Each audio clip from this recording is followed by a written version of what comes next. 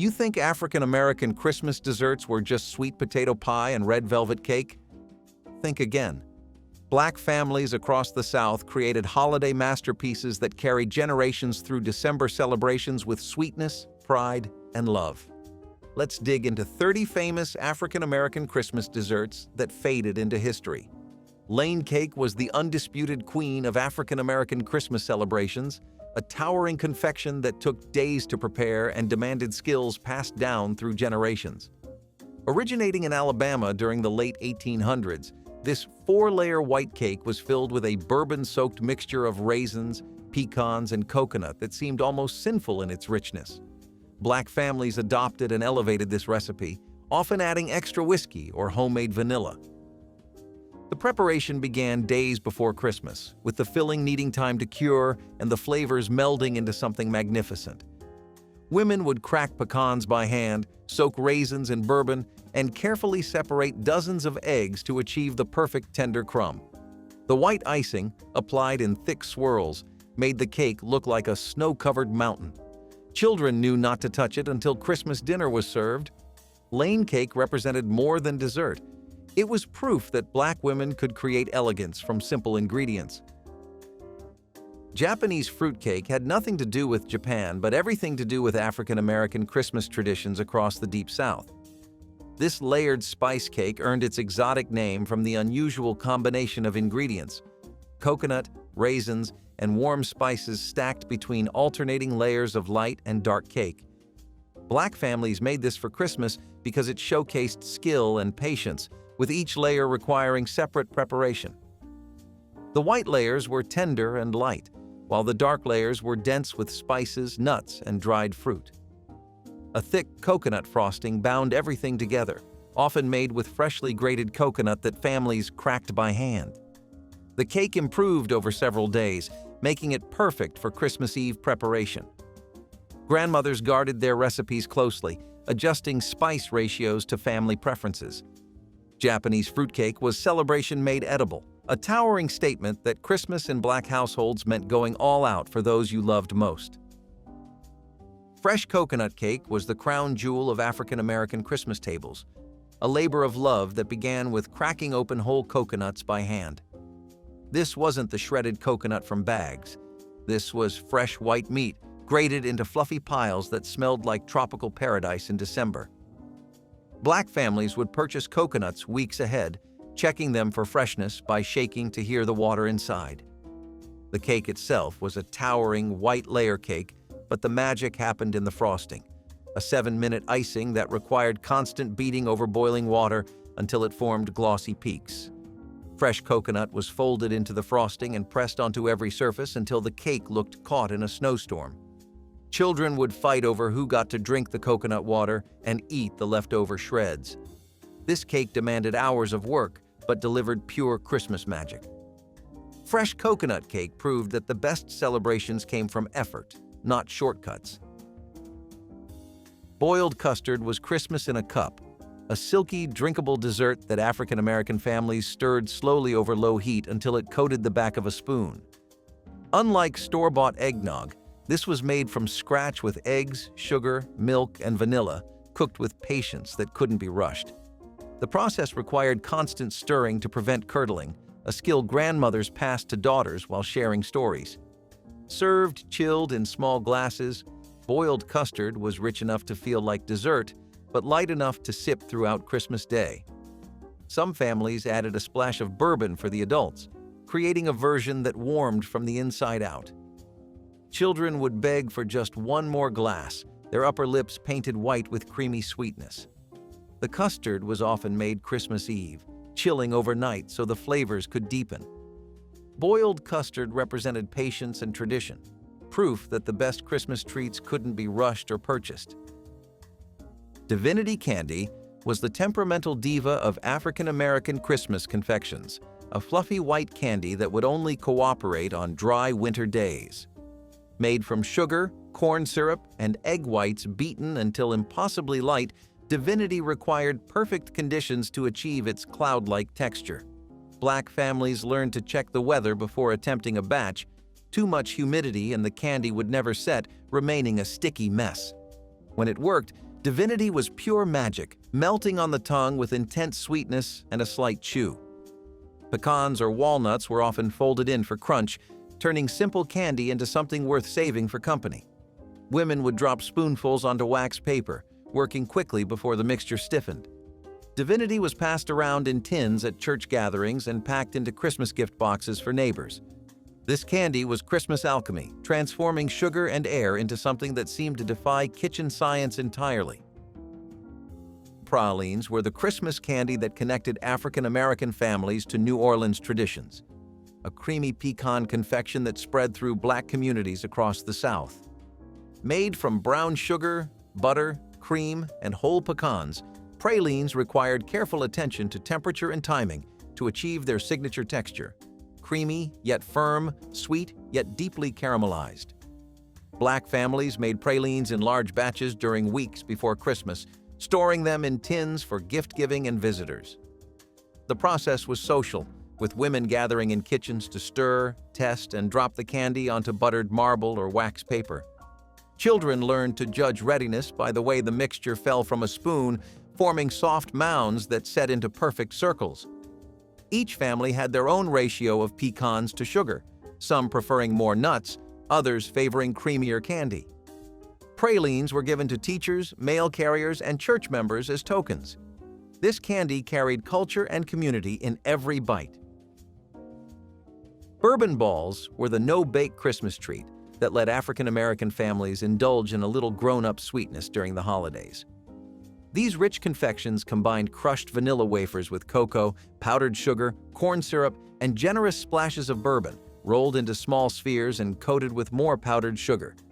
The bourbon wasn't cooked out, giving each ball a warm, spirited bite that adults savored after Christmas dinner. Black families often made bourbon balls in assembly line fashion, with some crushing cookies, others mixing, and still others rolling and coating. The candies improved over time, mellowing as the bourbon infused every crumb, making them perfect for preparing weeks ahead. They were stored in tins between layers of wax paper, hidden from children too young for the whiskey but drawn to the chocolate coating. Bourbon balls appeared at holiday card parties and New Year's Eve gatherings. This candy was sophisticated yet simple, proving elegance didn't require an oven.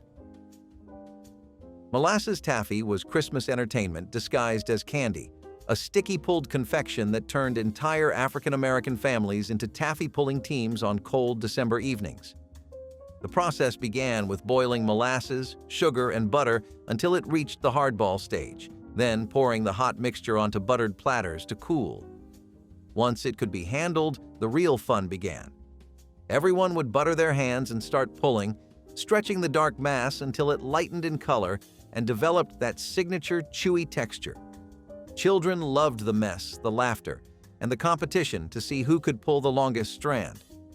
The finished taffy was cut into pieces and wrapped in wax paper, stored in jars for the holiday season. This wasn't just candy, it was family bonding, a Christmas Eve tradition that created memories alongside sweets. Molasses taffy represented the old ways of doing things, when entertainment came from working together rather than watching screens. Jam cake was the spiced Christmas cake that turned summer's preserved blackberries into winter celebration across African American households in the South. This dense, moist cake was loaded with homemade blackberry jam, warming spices like cinnamon, cloves, and allspice, plus buttermilk that kept it tender for days.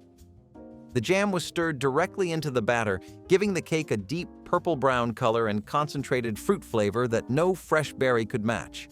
Black families often saved their best jars of preserves for Christmas jam cake, knowing the cake was only as good as the jam inside. Some versions included raisins, pecans, or a splash of bourbon for extra richness. The cake was typically frosted with caramel icing or left plain, dusted with powdered sugar like Christmas snow. Jam cake connected summer's labor to winter's celebration, proving nothing was wasted in households that preserved the harvest. This cake was heritage in edible form. Sweet potato pone was the rustic Christmas pudding that African American families baked in cast iron until it developed a caramelized crust that shattered under the spoon. This wasn't the smooth sweet potato pie of modern holidays. Pone was denser, chewier, with grated raw sweet potatoes that created texture and substance. Spiced with cinnamon, nutmeg, and ginger, sweetened with molasses or brown sugar, and enriched with butter and eggs. The mixture baked low and slow until the edges turned nearly black and the center stayed soft. Families served it warm with cream poured over, or cold the next morning for Christmas breakfast. Sweet potato pone was slave food that became celebration food, transforming humble root vegetables into something worth serving to company. The recipe required no fancy equipment, just sweet potatoes, a grater, and a well-seasoned skillet. Grandmothers made pone by feel, knowing exactly when the consistency was right. This was poverty turned to pride. Caramel cake was the crown of African-American Christmas tables, a dessert so revered that only the most skilled baker in the family dared attempt it. The cake layers were simple: butter, sugar, eggs, flour, and buttermilk. But the caramel icing was where reputations were made or broken. Real caramel icing required cooking sugar until it turned amber, then carefully adding butter and cream while stirring constantly to prevent burning or seizing. The process could take an hour of standing over a hot stove, watching the mixture transform from grainy to glossy. If the caramel was pulled too soon, it would slide off the cake, too late, and it would harden into candy before spreading. Black grandmothers knew the exact color, the perfect drip from the spoon, the moment when everything came together. The finished cake wore thick waves of mahogany icing that cracked slightly when sliced. Caramel cake was Christmas morning, Christmas dinner, and Boxing Day breakfast combined into one magnificent dessert. Sock-it-to-me cake was the bunt pan showstopper that graced African-American Christmas tables throughout the 1970s and beyond. This dense, buttery cake featured a ribbon of cinnamon pecan filling swirled through the center, creating a surprise with every slice. The name came from the popular catchphrase on "Laugh-In," but the cake itself was pure Southern comfort. Black families made it for Christmas because the bundt shape looked festive without requiring decorating skills, and the cake stayed moist for days. The batter was enriched with sour cream, giving it a tender crumb that melted on the tongue. A simple glaze of powdered sugar and vanilla drizzled over the top caught in all the decorative ridges of the pan. Children loved discovering the cinnamon swirl hidden inside, while adults appreciated the cake's ability to feed a crowd without fuss. Sock-it-to-me cake represented modern convenience meeting traditional flavor, perfect for busy holiday kitchens. Brown sugar pound cake was the humble cousin of fancier Christmas cakes, yet it held its own on African-American holiday tables with deep caramel flavor and incredible density. Unlike white sugar pound cakes, this version used dark brown sugar that gave the crumb a molasses-tinged sweetness and golden brown color. The recipe followed the traditional pound cake ratio, a pound each of butter, sugar, eggs, and flour, but the brown sugar transformed everything. Black families baked these in tube pans, letting them cool completely before turning out cakes that were heavy enough to anchor a dessert table. Some added pecans or a brown sugar glaze, but many served the cake plain, its flavor rich enough to stand alone. The cake sliced beautifully days after baking, making it ideal for Christmas week when company came and went. Brown sugar pound cake was proof that simplicity could be just as celebratory as complexity when the ingredients spoke for themselves. Bread pudding with hard sauce was the Christmas dessert that turned African-American thrift into pure indulgence. Stale bread that might have gone to waste was cubed, soaked in a custard of eggs, milk, sugar, and vanilla, then baked until the top turned golden and crispy while the center stayed soft. The real magic came from the hard sauce, a simple mixture of butter, powdered sugar, and bourbon, beaten until fluffy and served cold atop the warm pudding. As the sauce hit the hot bread pudding, it melted into rivers of boozy sweetness that pooled in every crevice. Families saved bread for weeks before Christmas, knowing that the drier the bread, the better it would absorb the custard. Raisins, pecans, and cinnamon were common additions, each household adjusting to their taste. Bread pudding with hard sauce was waste-nothing wisdom transformed into holiday luxury, proof that resourcefulness and celebration were never in conflict. Tea cakes were the simple sugar cookies that African-American grandmothers baked by the dozens for Christmas, filling tins that would last through the holidays. These weren't fancy decorated cookies. They were soft, round, lightly sweetened with just a hint of nutmeg or vanilla, and perfect for dunking in coffee or milk. The dough came together quickly with butter, sugar, eggs, and flour, rolled and cut with drinking glasses when cookie cutters weren't available. Black families made tea cakes because they were economical, stretching basic pantry staples into enough cookies for everyone who visited during the season. Children would help cut and bake, learning kitchen skills while sneaking warm cookies when grandma's back was turned. The cookies were packed into tins between layers of wax paper, given as gifts to neighbors and church members. Tea cakes represented hospitality and generosity, the understanding that Christmas meant sharing whatever you had with others. Blackberry wine cake was the Christmas dessert that let African American families incorporate homemade fruit wine into holiday celebrations. The cake batter was moistened with blackberry wine instead of milk, giving it a deep purple tint and subtle fruit flavor that set it apart from ordinary cakes. Black families often made their own wine from summer berries, saving bottles specifically for Christmas baking. The alcohol baked out, leaving behind concentrated berry essence that perfumed kitchens for hours. The cake was dense and rich, typically baked in a bundt or tube pan and glazed with a mixture of powdered sugar and more wine. Some families soaked the finished cake in additional wine, creating a dessert that improved over several days as the flavors melded. Blackberry wine cake connected summer harvests to winter celebrations, honoring the tradition of preserving and stretching what the land provided into something worth celebrating. Egg custard pie was the delicate Christmas dessert that African American families made when they wanted something lighter than the rich cakes dominating holiday tables. The filling was simple: eggs, sugar, milk, vanilla, and a whisper of nutmeg, baked in a flaky crust until the custard set with a gentle wobble in the center. The top developed a golden skin dusted with nutmeg that looked like Christmas itself. Black families valued this pie because eggs were often available from backyard chickens, making it affordable even in lean years. The texture was silky and cool, a welcome contrast to heavy holiday meals. Children loved its gentle sweetness, and elders appreciated its digestibility after days of rich food. Egg custard pie required patience. Baking too fast would curdle the filling, too slow would make it weep. Grandmothers knew their ovens intimately, adjusting temperatures by feel. This pie was simplicity perfected, proof that Christmas elegance needed nothing more than eggs, cream, and care. Prune cake was the deeply spiced Christmas cake that African American families made when dried plums were more affordable than fresh fruit. Stewed prunes were folded into a batter, rich with cinnamon, allspice, cloves, and nutmeg, creating a cake so dark and moist it seemed almost magical. The prunes provided natural sweetness and kept the cake tender for over a week, perfect for the marathon of holiday visiting. Black families often frosted prune cake with caramel or brown sugar icing, amplifying the deep flavors already present. Some versions included buttermilk for tang or black walnuts for crunch.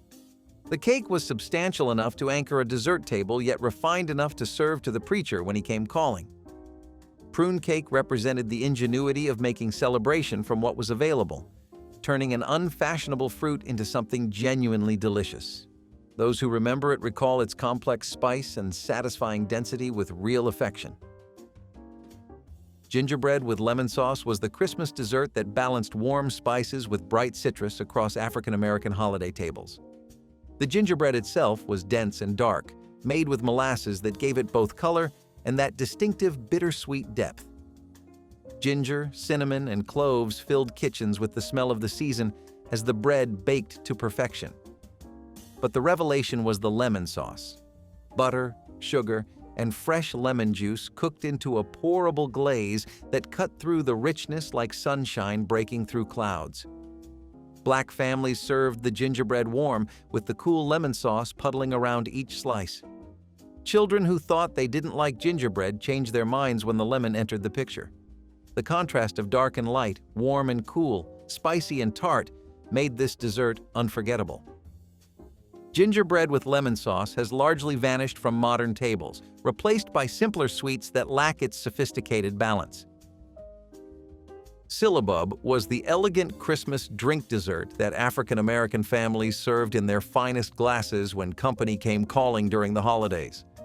This frothy mixture of cream, sugar, wine or sherry, and lemon juice was whipped until it held soft peaks, then spooned into cups where it slowly separated into cream on top and sweet liquid below. The name sounded fancy and the presentation impressed, but the recipe was simple enough for any cook to master. Black families learned syllabub from plantation kitchens and made it their own, sometimes substituting homemade wine or adding nutmeg for warmth. Guests would eat the cream with spoons, then drink the sweet wine that pooled beneath. 2 desserts in one. Syllabub required no baking, no special equipment, just good cream and patience with the whipping. It represented the kind of old-fashioned elegance that Christmas once demanded. A reminder that celebration meant elevating everyday ingredients into something worth savoring slowly. Pecan pie was the Christmas dessert that showcased the South's most treasured nut in all its buttery, caramelized glory across African-American holiday tables. The filling was simple: eggs, sugar, corn syrup, butter, and vanilla poured over a layer of pecan halves that rose during baking, creating a mosaic of golden nuts suspended in amber sweetness. Black families often gathered pecans themselves from trees in yards and along roadsides, cracking them by hand during the weeks before Christmas. The pie baked until the filling set but still jiggled slightly, promising that perfect balance between firm and gooey. Some families added bourbon or chocolate, but traditionalists insisted the pecans needed nothing more than that caramel-like filling to shine. Pecan pie was served at room temperature, often with fresh whipped cream, though many preferred it unadorned. The pie represented abundance, the gift of southern trees transformed into something worth celebrating. It was the dessert that said Christmas had truly arrived. Chess pie was the mysteriously named Christmas dessert that African-American families baked when simplicity and sweetness were all that mattered. The filling contained nothing more than eggs, sugar, butter, and a splash of vinegar or buttermilk that gave it a slight tang beneath all that sweetness. Some added cornmeal for texture, creating a thin crust on top as the pie baked. The name's origin remains debated. Some say it came from chest pie because it kept well without refrigeration. Others claim it was just pie, spoken with a southern accent. Black families made chess pie because the ingredients were always on hand and the result never disappointed. The filling baked into a golden custard with a slightly caramelized top that crackled when sliced. Served in thin wedges because of its intense sweetness, chess pie was often the last dessert remaining on holiday tables because everyone assumed someone else had claimed it. This pie was proof that the simplest recipes often endured the longest. Buttermilk pie was the tangy Christmas custard that African-American families made when eggs and dairy were plentiful, but fruit was scarce. The filling combined buttermilk with eggs, sugar, butter, and a whisper of vanilla and nutmeg, creating a custard that was simultaneously rich and refreshing. The buttermilk's natural acidity cut through the sweetness, making this pie surprisingly easy to eat slice after slice. Black families valued this recipe because buttermilk was a byproduct of butter making, essentially free for those who churned their own. The pie baked until the top developed a golden brown skin that contrasted beautifully with the creamy white interior. Some families added lemon zest for brightness, while others preferred the pure buttermilk flavor. The pie was served chilled, making it a welcome contrast to warm holiday cakes and heavy puddings. Buttermilk pie represented the ingenuity of using what you had, transforming a humble dairy product into something genuinely elegant. It was thrift disguised as indulgence. Ambrosia was the fruit salad that African-American families served at Christmas when fresh fruit was a rare and precious luxury in the winter South. This wasn't the heavy, mayonnaise-laden version that came later. Traditional ambrosia was simply fresh oranges, shredded coconut, and perhaps a sprinkle of sugar, layered in glass bowls that showed off its beauty. Black families would wait for Christmas oranges to arrive, peeling them carefully and removing every bit of white pith. Fresh coconut was grated by hand, the white shreds mixing with the bright citrus like snowflakes on sunshine. Some added maraschino cherries for color or pineapple for sweetness, but purists insisted on keeping it simple. Ambrosia was served cold, often in the family's best crystal bowl, positioned among the heavier desserts. The name meant food of the gods, and for families who rarely saw fresh fruit in December, it truly was divine. Ambrosia was celebration in a bowl, a reminder that the freshest ingredients needed nothing more than each other.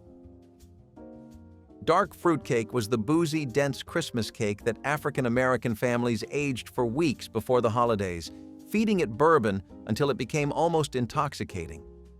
Unlike the reviled commercial fruitcakes, homemade versions were rich with candied fruits, nuts, and enough alcohol to preserve them for months. Black families began preparation in November, soaking dried fruits in bourbon or rum until they plumped with spirits. The batter was heavy with molasses and dark brown sugar, baked low and slow until a toothpick came out clean, but the cake remained moist. Once cooled, the cake was wrapped in cheesecloth, doused with more bourbon, and stored in tins where it aged into something extraordinary. Slices were cut thin because the flavor was so concentrated, each bite delivering fruit, spice, and warmth.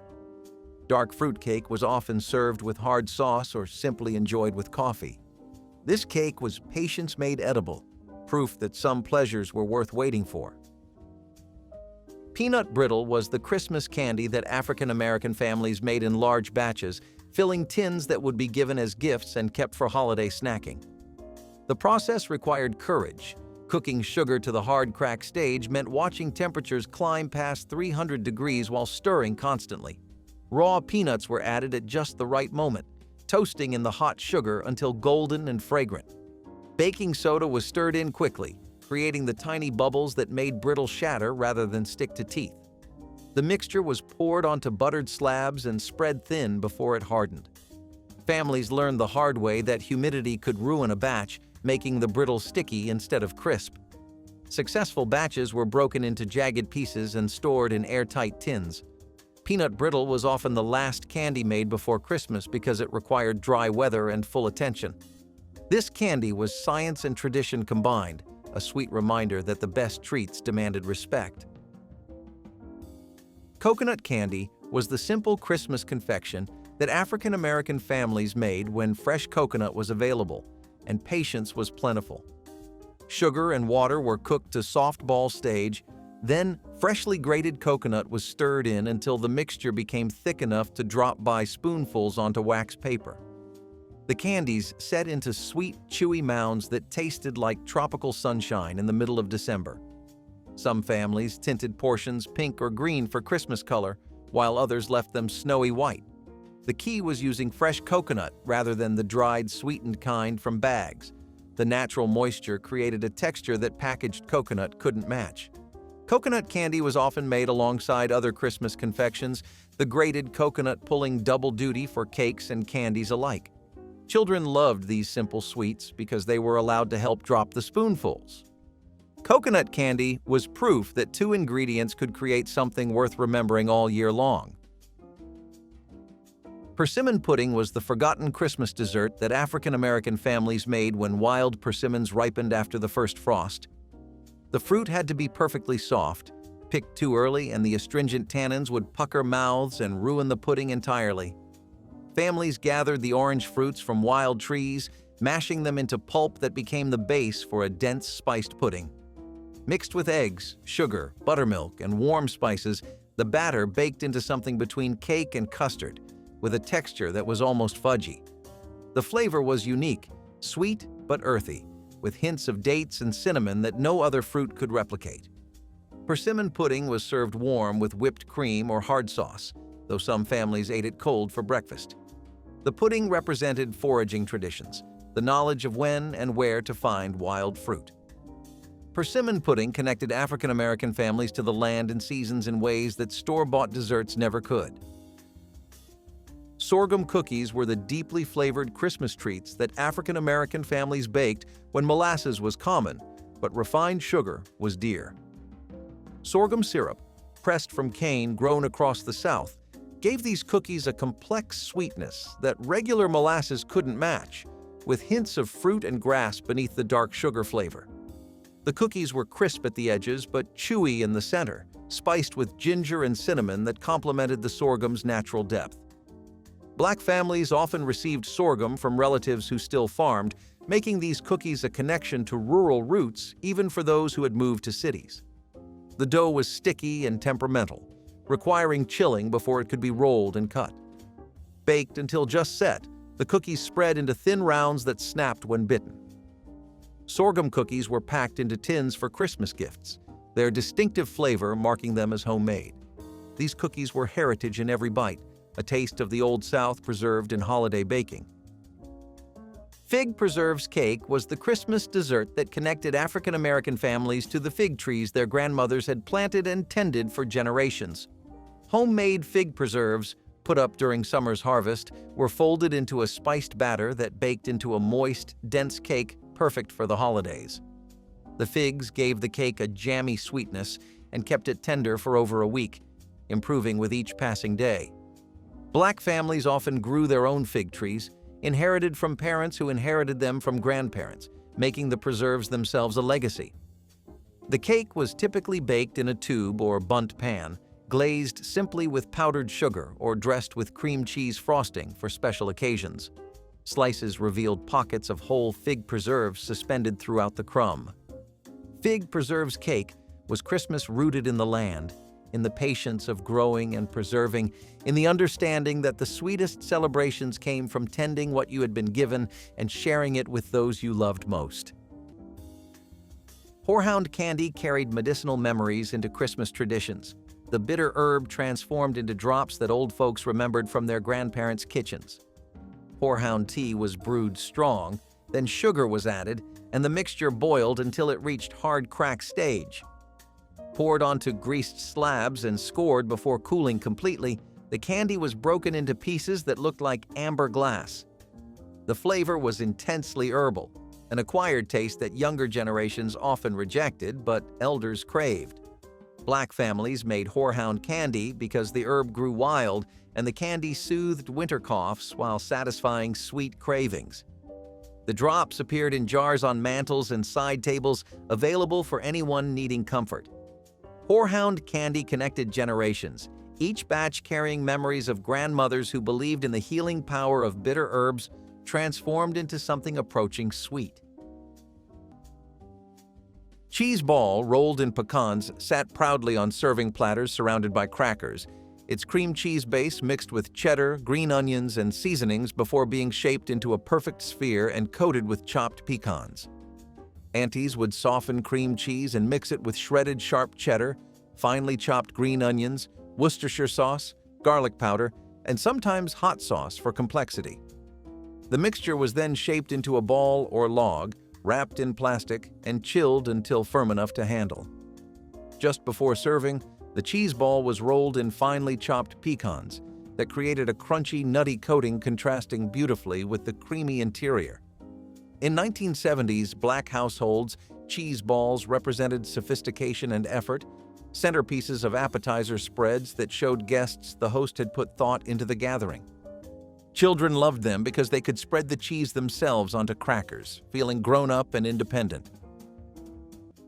Pickled pig's feet appeared on Christmas tables as testament to using every part of the hog with dignity and creativity. Preparation began days before. Feet cleaned meticulously, boiled until tender, then submerged in spiced vinegar brine with bay leaves, peppercorns, and hot peppers. Pickling transformed what some dismissed as scraps into a delicacy with complex flavors, tangy, savory, and rich with gelatin melting on the tongue. Families served them cold from glass jars, arranged on plates with crackers. The dish carried deep significance, representing resourcefulness born of necessity and elevation of humble ingredients into celebration. Elders remembered when pickled feet were everyday sustenance, but Christmas made them special with extra spices and proud presentation. Children often approached with hesitation, but those who learned appreciation became lifelong devotees. The tradition connected holiday tables to ancestral wisdom about wasting nothing and honoring everything that sustains you through hardship and joy alike. Butter beans cooked with ham hock and served in small cups became hearty appetizers that filled hungry children before dinner, their creamy texture and smoky flavor creating comfort in every spoonful. Grandmothers would simmer dried butter beans with ham hocks, onions, and seasonings for hours until the beans became tender and creamy while absorbing the smoky, salty flavor from the meat. The finished beans were served in small portions in cups or bowls with small spoons, allowing guests to enjoy them without needing plates. Some families topped the beans with crumbled cornbread or a drizzle of hot sauce for extra flavor and texture. In Black households during the 1970s, butter beans represented soul food tradition brought to the appetizer table, showing that holiday food could honor heritage while fitting modern entertaining formats. Children loved butter beans because they tasted familiar and comforting, like Thanksgiving dinner in miniature form that warmed them from the inside. Fried sugared pecans appeared at every Black Christmas gathering, the nuts coated in cinnamon-spiced sugar that crackled and melted on the tongue. Egg whites whisked until foamy provided the glue, coating pecans before they were tossed in sugar mixed with cinnamon, nutmeg, and a pinch of salt. Spread on baking sheets and roasted slowly, the nuts emerged fragrant and crystallized, each one wearing a sweet shell that transformed ordinary pecans into candy. The process was forgiving, making sugared pecans the candy that beginners could master without fear of failure. Children helped stir nuts in sugar, their small hands learning the rhythms of holiday candy making through simple tasks. Tins of sugared pecans traveled to church gatherings and neighbor visits, the candy acceptable for any occasion from afternoon coffee to midnight snacking. Sugared pecans represented accessibility, the candy that anyone could make regardless of skill or experience, yet still tasted impressive enough to gift with pride. Fried okra rounds served with ranch dressing were crispy, crunchy appetizers that introduced children to vegetables in ways that made them forget they were eating something healthy, the golden coating making every bite feel like a treat. Mothers would slice fresh okra into thick rounds, coating them first in buttermilk that helped breading adhere, then dredging them in seasoned cornmeal mixed with flour, salt, pepper, and garlic powder. The okra rounds were dropped into hot oil where they bubbled and crisped, the cornmeal coating turning golden brown while the okra inside stayed tender. Once drained on paper towels and sprinkled with extra salt while still hot, the okra was piled into serving bowls and placed near small dishes of ranch dressing that children dunked them into with enthusiasm. In Black households during the 1970s, fried okra represented Southern tradition meeting holiday hospitality. Children loved fried okra because it felt like eating fried chicken in vegetable form. Chicken liver pate brought sophisticated flavors to African American Christmas tables without requiring expensive ingredients. Chicken livers were sautéed with onions in butter until cooked through, then blended smooth with cream cheese, bourbon, and warm spices. The mixture was packed into crocks and chilled until firm enough to spread on crackers or toast points. The flavor was rich and earthy, with bourbon adding warmth complementing holiday celebrations. Families valued this appetizer because chicken livers cost pennies compared to fancy imported pâtés, yet the result tasted equally elegant. Grandmothers who learned to stretch every dollar transformed humble organs into something guests assumed came from specialty shops. The pate kept well for days, ready to serve whenever visitors stopped by. Children often wrinkled noses at the idea, but adults savored every creamy bite. This dish proved African American cooks could create refinement from resourcefulness, turning ordinary into extraordinary. Rumaki-wrapped chicken livers and water chestnuts in bacon created sophisticated bites that curious children tried, the crispy bacon exterior making them willing to taste the unfamiliar liver that turned out mild.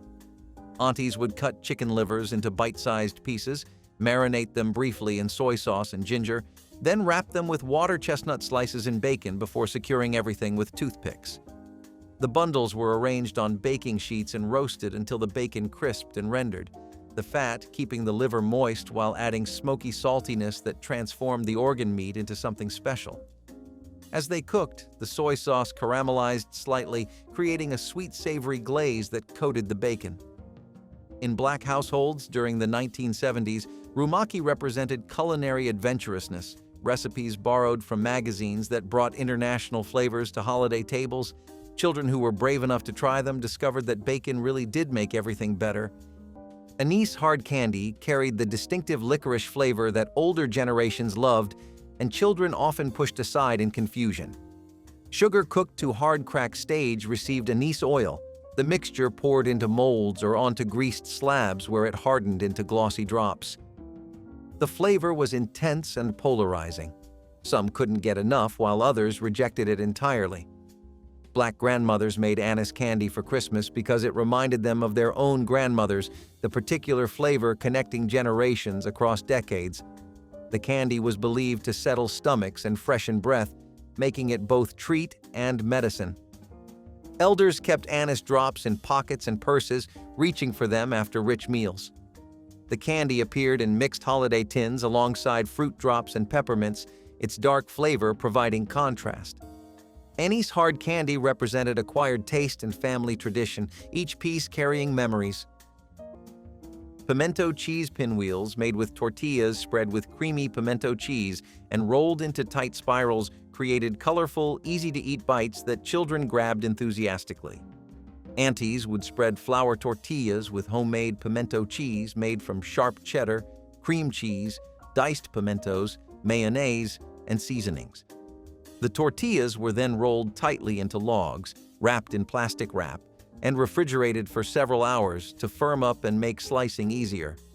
Once chilled, the logs were unwrapped and sliced into rounds about half an inch thick, each pinwheel revealing the bright orange cheese dotted with red pimento pieces.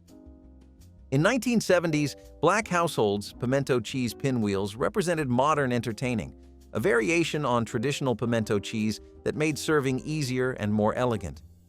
Children loved pimento cheese pinwheels because they were perfectly portioned, colorful, and tasted like their favorite spread in a fun new format. Fried chicken wings served as Christmas appetizers long before buffalo sauce made them famous, appearing on African-American tables seasoned with salt, pepper, and cayenne. Wings were considered less desirable cuts, making them affordable for families who reserved breast meat for main courses. The preparation was straightforward.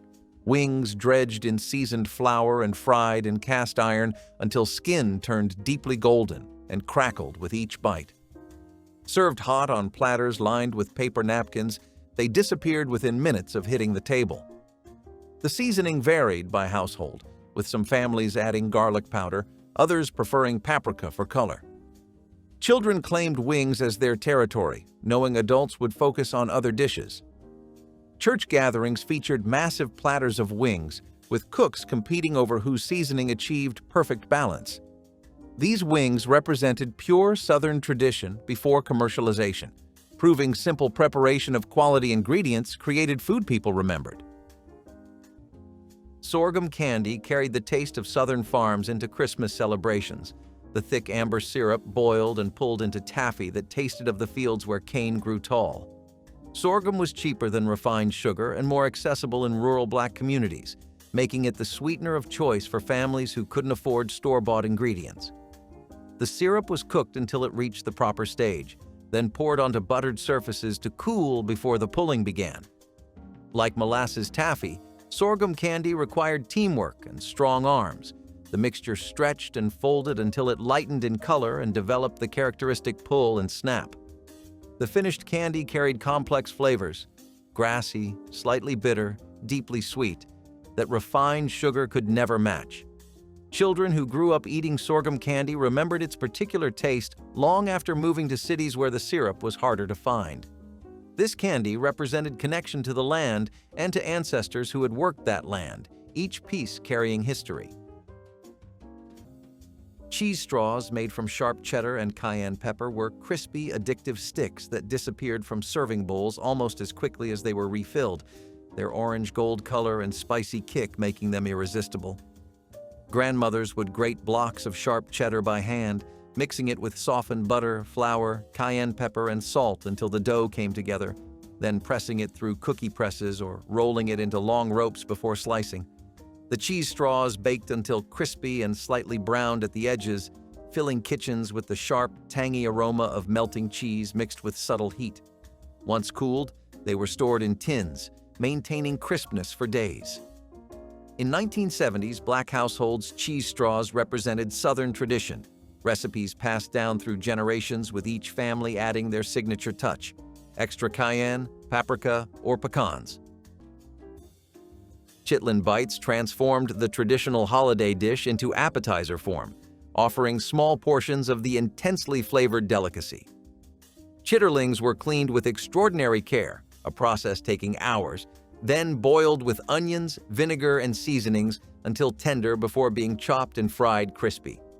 Served with hot sauce and crackers, chitlin bites allowed those who loved the dish to enjoy it and newcomers to try without full commitment. The aroma announced their preparation throughout the house, a scent dividing people into devoted fans and determined avoiders. Families who served chitlin bites did so with pride, honoring traditions stretching back generations when humble ingredients sustained communities. The dish required courage to prepare, knowing some guests would decline while others returned for more. Children watched elders eat chitlin bites with reverence, understanding the dish carried cultural significance beyond nutrition. This appetizer connected Christmas tables to ancestral survival and celebration. Which forgotten Christmas dessert would you bring back to your holiday table? Drop your sweetest memory in the comments, hit that like button, and subscribe to keep these delicious traditions alive.